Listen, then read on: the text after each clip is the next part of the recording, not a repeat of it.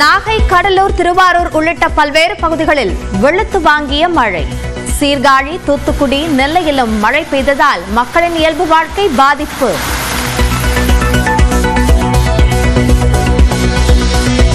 சென்னை புறநகர் பகுதிகளில் திடீர் மழை.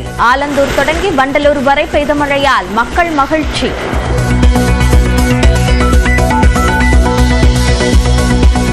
தமிழ்நாட்டு எம்பிக்கள் குறித்து மக்களவையில் அமைச்சர் தர்மேந்திர பிரதான் பேசிய சர்ச்சைக்குரிய பகுதி நீக்கம்.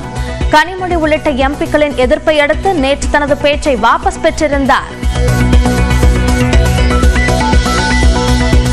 தன்னை மன்னர் என எண்ணிக்கொண்டு ஆணவத்துடன் பேசும் மத்திய கல்வி அமைச்சருக்கு நாவடக்கம் தேவை.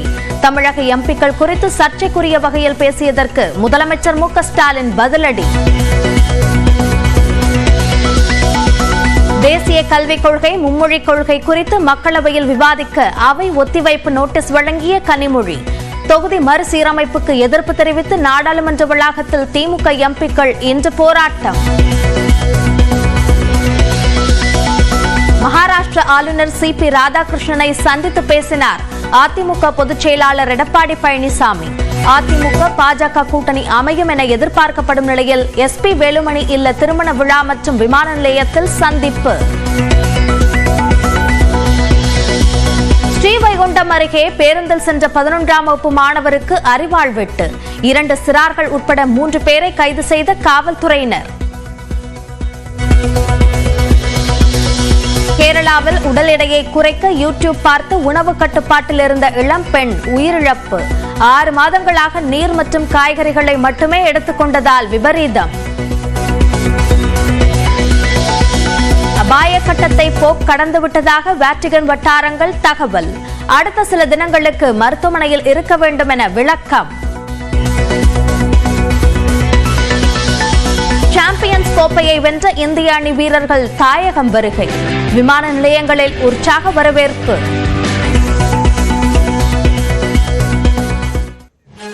கடலூர் மாவட்டத்தில் இடிமின்னலுடன் கனமழை வெளுத்து வாங்கி வருகிறது. கூடுதல் விவரங்களை நம்முடைய செய்தியாளர் பிரேமிடம் கேட்கலாம். பிரேம், கடலூர்ல எந்தெந்த பகுதியில் கனமழை பெய்து வருகிறது?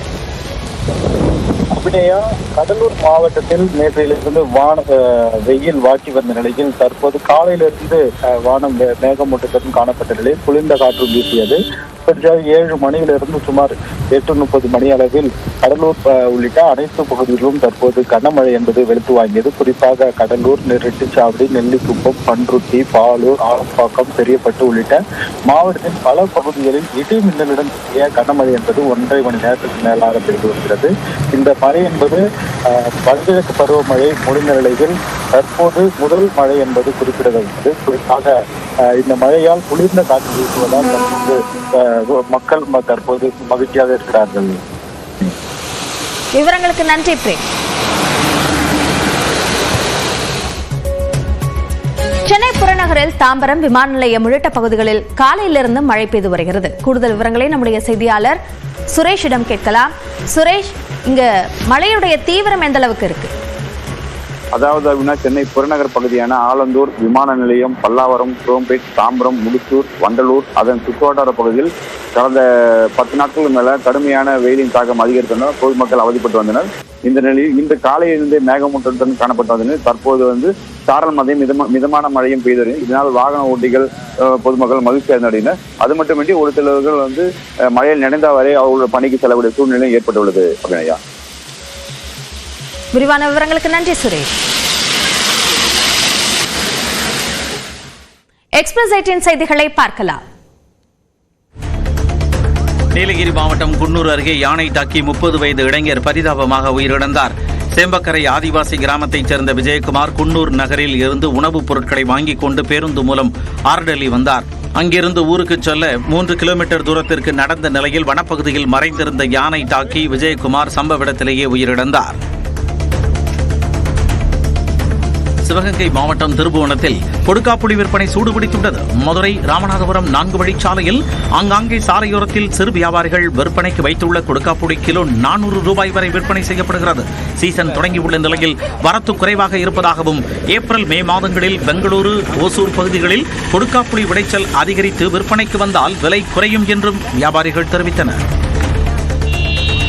தூத்துக்குடி மாவட்டம் கோவில்பட்டி அருகே போலியாக கிரயம் செய்த விவசாய நிலங்களை மீட்க வலியுறுத்தி விவசாயிகள் சங்கத்தினர் போராட்டத்தில் ஈடுபட்டனர். கோவில்பட்டி அருகே முடுக்கலான்குளம் கிராமத்தில் 300 ஏக்கர் விவசாய நிலங்களை தனியார் நிறுவனங்கள் போலியாக கிரயம் செய்ததாக விவசாயிகள் குற்றம் சாட்டியுள்ளனர். விவசாயிகளுக்கு தெரியாமலேயே நடைபெற்ற இந்த மோசடி மீது நடவடிக்கை எடுக்க கோரி கோவில்பட்டி கோட்டாட்சியர் அலுவலகத்தை முற்றுகையிட்டு போராட்டத்தில் ஈடுபட்டனர். சென்னை உயர்நீதிமன்ற கூடுதல் நீதிபதிகளாக பதவி வகித்த நீதிபதிகள் ஆர் சக்திவேல் மற்றும் பி தனபால் ஆகியோர் நிரந்தர நீதிபதிகளாக பதவியேற்றுக் கொண்டனர். கடந்த 2023ஆம் ஆண்டில் சென்னை உயர்நீதிமன்ற கூடுதல் நீதிபதிகளாக இருவரும் நியமிக்கப்பட்ட நிலையில் இருவரையும் நிரந்தர நீதிபதிகளாக நியமிக்க உச்சநீதிமன்ற கொலிஜியம் அளித்த பரிந்துரையை ஏற்று மத்திய அரசு உத்தரவு பிறப்பித்தது. அதன்படி சென்னை உயர்நீதிமன்ற தலைமை நீதிபதி KR ஸ்ரீராம் பதவி பிரமாணம் செய்து வைத்தார். சென்னை உயர்நீதிமன்றத்தில் இன்னும் 10 நீதிபதிகள் பணியிடங்கள் காலியாக உள்ளன என்பது குறிப்பிடத்தக்கது. கடலூர் மாவட்டம் சிதம்பரம் பேருந்து நிலையம் அருகே டாஸ்மாக் கடையை அகற்றக் கோரி போராட்டத்தில் ஈடுபட்ட பாஜகவினர் காவலர்களுடன் வாக்குவாதம் செய்ததால் பரபரப்பு ஏற்பட்டது. பொதுமக்கள் அதிகம் கூடும் இடத்தில் இடையூறு ஏற்படுத்தும் வகையில் அமைந்துள்ள டாஸ்மாக் கடையை அகற்றக் கோரி பாஜகவினர் முற்றுகையிட முயன்றனர். அனுமதியின்றி போராட்டத்தில் ஈடுபட்டவர்களை காவலர்கள் தடுக்க முயன்ற நிலையில் அவர்கள் சாலை மறியலில் ஈடுபட்டனர். இதனால் 50க்கும் மேற்பட்டோரை காவலர்கள் வலுக்கட்டாயமாக கைது செய்து எடுத்துச் சென்றனர். விருதுநகர் மாவட்டம் ராஜபாளையம் அருகே கஞ்சா போதையில் பாட்டியை அரிவாள்மணையால் வெட்டி கொலை செய்த பேரனை காவலர்கள் கைது செய்தனர். தலவாய்புரத்தைச் சேர்ந்த ஸ்ரீதர் என்பவர் கஞ்சா போதைக்கு அடிமையாகி இருந்ததை அவரது பாட்டி சரஸ்வதி கண்டித்து வந்துள்ளார். இந்நிலையில் மது அருந்திவிட்டு வீட்டிற்கு சென்ற ஸ்ரீதரை அவரது பாட்டி மீண்டும் கண்டித்ததால் ஆத்திரமடைந்த ஸ்ரீதர் சரஸ்வதியை கீழே தள்ளி அரிவாள்மணையால் வெட்டியும் தலையில் கல்லை போட்டும் கொலை செய்துள்ளார். இதனையடுத்து ஸ்ரீதரை தலவாய்புரம் காவலர்கள் கைது செய்தனர். கோவையில் இருவேறு இடங்களில் 4 பாம்புகள் பிடிக்கப்பட்ட நிகழ்வு மக்களிடையே அச்சத்தை ஏற்படுத்தியுள்ளது. ரம்யா என்பவர் வீட்டு வளாகத்திற்குள் 3 கண்ணாடி விரியன் பாம்பு இருப்பதை அறிந்து வந்த தீயணைப்பு வீரர்கள் அவற்றை பிடித்து வனத்துறையினரிடம் ஒப்படைத்தனர். இதேபோன்று கருப்புக்கடை அலிப் காலனியில் புதர்மண்டிய பகுதியில் இருந்த 7 அடி நீள சாரை பாம்பை பிடித்த பாம்பு பிடி வீரர் வனத்துறையினரிடம் ஒப்படைத்தார்.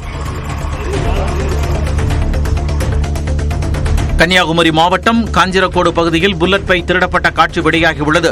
ஒர்க் ஷாப்பில் பணியாற்றும் விஜயேந்திர சிங்கன் தனது பைக்கை கடையின் முன் நிறுத்தியுள்ளார்.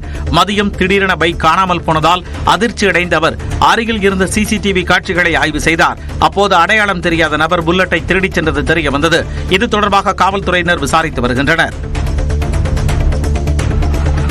புதுக்கோட்டை மாவட்டம் திருவப்பூர் முத்துமாரியம்மன் கோவில் திருவிழாவில் முளைப்பாரி ஊர்வலத்தின் போது மோதல் ஏற்பட்டதால் பொதுமக்கள் அச்சமடைந்தனர்.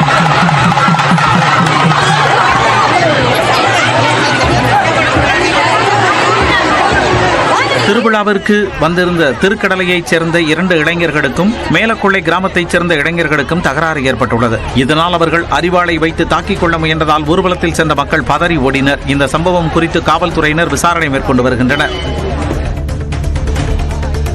கணவனை பிரிந்து சென்ற இளம்பெண் திருப்பூரில் இளைஞருடன் சுற்றியதை பார்த்து அப்பெண்ணின் மாமியார் வாக்குவாதத்தில் ஈடுபட்டதால் பரபரப்பு ஏற்பட்டது.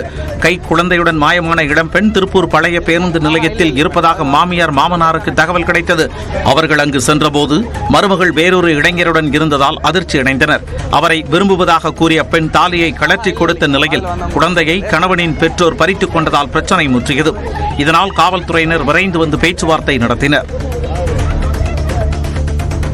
கன்னியாகுமரியில் கள்ளக்காதல் விவகாரத்தில் மனைவியை அடித்து கொலை செய்ய முயன்ற கணவன் விரக்தியில் தற்கொலை செய்து கொண்டார். பத்துக்காணி பகுதியைச் சேர்ந்த அனில்குமாரின் மனைவி மதுகுமார் என்பவருடன் தகாத உறவில் இருந்ததாக கூறப்படுகிறது. இதனை பலமுறை கண்டித்தும் மனைவி கேட்காத ஆத்திரத்தில் அனில்குமார் இரும்பு கம்பியால் தாக்கியுள்ளார். மயங்கி விழுந்த மனைவி உயிரிழந்து விட்டதாக கருதி மனமுடைந்த அனில்குமார் வீட்டில் தற்கொலை செய்து கொண்டார். இதனிடையே அவரது மனைவிக்கு மருத்துவமனையில் சிகிச்சை அளிக்கப்படுகிறது.